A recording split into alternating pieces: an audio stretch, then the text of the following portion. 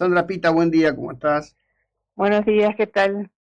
Intentando poner un poco de, no digo de buena onda, de datos concretos de lo que estamos viviendo frente a una tormenta mediática incesante, constreñida a un par de temas, algunos de ellos bastante ficcionales. Pero lo central de esto, de conversar contigo, es qué significa esta decisión del gobierno argentino en el tema de patentes medicinales, un tema que ha llevado a muchos a pensar en aquel momento de quiebre para el débil gobierno de Arturo Illia con la ley Una Tibia. ¿En dónde estamos hoy? ¿Qué es esto?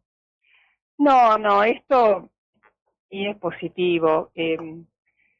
Durante el gobierno de Menem hubo una ley de patentes, porque nosotros estábamos por fuera de la ley de las regulaciones de patentes de todo el mundo. Ujú. Durante el gobierno de Menem, bueno, entre las cosas que hizo fue una ley de patentes que nos alineó, digamos, positivamente con las reglas que se utilizan en todo el mundo para patentar productos. Me refiero más que nada a medicinales porque ese es el quid del problema, ¿no? Ujú. Y cuando en el 2012 decidió emitir una serie de resoluciones, que a ver, el tema es así, los laboratorios muchas veces tienen productos en el mercado y la patente dura 20 años, pero en Ujú. general entre que se desarrolla el producto y todo entra al mercado a 10 años después, así que tiene más o menos un monopolio, digamos, del producto durante 10 años, cosa que todo el mundo dice por qué, y por ahí, bueno, porque hicieron la inversión, porque no, mucha gente no sabe lo difícil que es llevar una molécula a lo comercial, a ser vendida, y bueno, necesitan recuperar esa inversión. Y tienen el monopolio durante ese tiempo. Entonces son 20 años, en Estados Unidos es un poco más porque consideran que justamente se pierde un poco de tiempo en todo ese periodo de desarrollo antes de poder comercializar. Eh, eh, pero un laboratorio para justamente perder monopolios, generan como moléculas o productos que son muy parecidos y le buscan la vuelta para que siga la patente vigente en ese nuevo producto. Eso pasa, pero también ocurre que tienen productos que son perfectamente patentables, que Ujú. son quizá variantes, sí, de ese producto, pero que tienen innovación, tienen mucho desarrollo hecho y que son patentables. Existen esas dos realidades. Quizá digamos, la avivada de de muchos laboratorios en algunas moléculas, pero también existe todo un universo de moléculas que han sido modificadas, pero que son patentables y así lo entienden en todo el mundo. Ujú. Bueno, en el 2012 salió una resolución en Argentina donde se decía que, lo digo así sin grandes, no entrando en lo técnico, que todo eso que se llama evergreening, ¿no? Ujú. Esas moléculas directamente no eran patentables, que directamente podían entrar al mercado sin ser patentadas y que evidentemente si uno no tiene patente, cualquier laboratorio, cuando le cae la patente a un laboratorio, cualquier otro laboratorio puede reproducirlo y eso es lo que se llama genérico. Entonces había sustancias que en otros países habían sido patentadas y que acá llegaba, la fórmula era difundida, digamos, era conocida por los laboratorios de Argentina y las copiaban sin pagar patente, ¿no? Esto que por un lado podría llegar a decir, bueno, es verdad que muchas veces se abusan, pero ¿cuántas veces se abusan? Ellos lo utilizaban para todos los casos.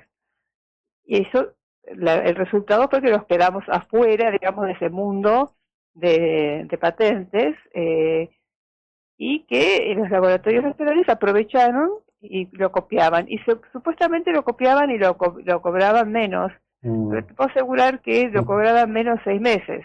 Claro. Y después era el mismo precio que el original en cualquier otra parte del mundo o más. Bueno, esa es la diferencia que hay hoy. Hoy esa regulación se dio de baja, con lo cual volvemos al mundo en determinada forma. Yo no soy muy elogioso de este gobierno, pero esto sí me parece que si lo llevan a cabo los aplaudo, porque fue una lucha de muchísimos años. A mí me disgustaba mucho ese tema, y el tema de no pertenecer al PCT, ¿no? Que es el Tratado Internacional de Patentes, que también nos dejaba fuera del mundo. Son muy pocos países los que no pertenecen al PCT, y eso implica que patentar en Argentina sea inviable, porque eh, es patentar en un solo país. En cambio, en el PCT uno patenta en todos los países que pertenece, que son prácticamente todos en el mundo, ¿no? ¿Por qué es tan difícil patentar en Argentina? ¿Por qué hay tanta complicación con eso? ¿Por qué desperdiciamos? Porque son lentos, porque son muy burocráticos, no me animo a decirlo, pero vamos a decir coimas en algunas veces, casos, porque no sé si tienen o no suficiente gente. Yo creo que sí, pero no hacen un trabajo concienzudo como en otros países. Y bueno, es pero muy complicado hacerlo. De hecho, yo comenté en algún momento que los investigadores del CONICET, y todos lo sabíamos, cuando había algo interesante para patentar, se solía patentar afuera, se solía buscar a alguien que viviera que tuviera nacionalidad extranjera, alguien del grupo, o alguien que se prestara, y se patentaba en Delaware o en algún otro país que fuera miembro del PCT y que fuera más ágil. Claro. Ahora, es un procedimiento, es una estructura de procedimiento evidentemente a revisar, ¿no? Sí, yo creo que existe el know-how. Ahora hay que acelerarlo. Es como todo en Argentina, ¿no? Que existen las personas que saben del tema, porque bueno, primero hay que hacer un estudio concienzudo si realmente eso que uno presenta es innovador, es un producto que cumple las reglas de un producto patentable, etcétera, etcétera. Eso lleva su tiempo, pero no los tiempos que lleva acá. Entonces, hay gente que conoce del tema, la gente del INTI, me imagino yo que debe haber gente que trabaja bien, pero como siempre hay miles de trabas burocráticas donde uno le van pidiendo cosas que no tienen nada que ver con el trámite en sí, y donde se alarga y se alarga y se alarga, y uno cuando se alarga después directamente o no se puede utilizar o ya tiene muy poco tiempo de monopolio, digamos, sobre lo que está produciendo, esa innovación. Te pregunto para cerrar esto, el domingo, el sábado en realidad se publicaron varios artículos, se libera, si ya no está liberada, serán unos días más o menos, la patente de lo que conocemos como Ozempic, y comenzaron a aparecer estudios que hablan de cuestiones a tener en cuenta en su utilización. ¿Qué lectura tenés de eso? Bueno, eso se exagera un poco siempre, porque, a ver, todo medicamento tiene sus efectos adversos. Y gran parte de lo que yo leí de los efectos adversos que se mencionan en los artículos, yo ya los conocía de literatura. Es decir, no es nada nuevo. También el Ozempic tiene un montón de ventajas que, por ejemplo, se puede utilizar contra adicciones. Es muy útil contra adicciones al alcohol, a las drogas que son adictivas, prohibidas. Tiene un sinfín de ventajas y desventajas como todo medicamento. Entonces me parece que esto lo están inflando un poquito. Creo que es un producto interesante, se van perfeccionando, hay nuevas moléculas parecidas que justamente están dejando atrás algunos de esos efectos adversos, pero hasta ahora ha estado muy bien. Originalmente era para diabetes, ¿no? Se dieron cuenta que también había una reducción importante del peso, y por eso también había faltante, ¿no? Porque mucha gente se volcó además en Estados Unidos creo que en varios países no se podía recetar contra la obesidad, sino solamente contra la diabetes, así que esto va a bajar el precio y mucha más gente va a poder acceder. Y los efectos adversos siempre se tienen que conocer. Uno cuando ve un prospecto si cada persona que toma un medicamento lee el prospecto, no toma nada.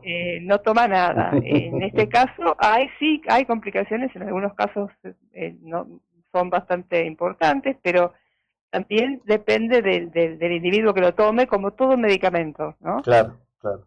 Sí, bueno, el sentido común de la persona cuando está ingiriendo un medicamento, ¿no? Me parece que no es una... Exactamente, y la del médico, que, por ejemplo, hay toda una serie de antipsicóticos, claro, que son muy buenos, de última generación, pero que producen aumento de peso. mm, Y bueno, eso puede llevar a derivado en gente con diabetes, por ejemplo. claro. Sin embargo, son antipsicóticos que se usan porque son necesarios.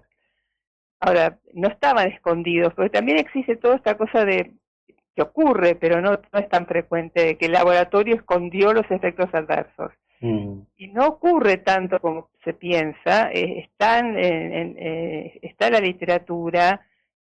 Muchas veces se hace un balance de, bueno, qué es preferible, si la efectividad que tiene contra esta patología, o este efecto adverso que puede ocurrir en tal cantidad de personas. Es el beneficio que da. Si el beneficio es superior al riesgo, entonces se utiliza.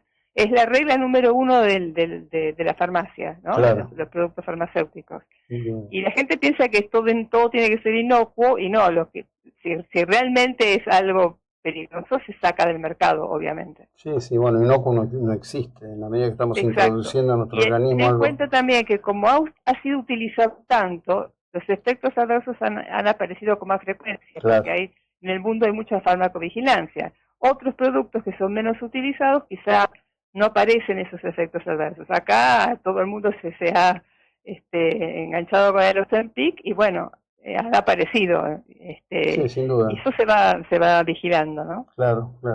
Bueno, como siempre, te agradezco muchísimo, No, que tengas una linda jornada. Gracias por llamar. A vos. Bueno, seguimos nosotros en un instante. Esta era Sandra Pita, científica, persona que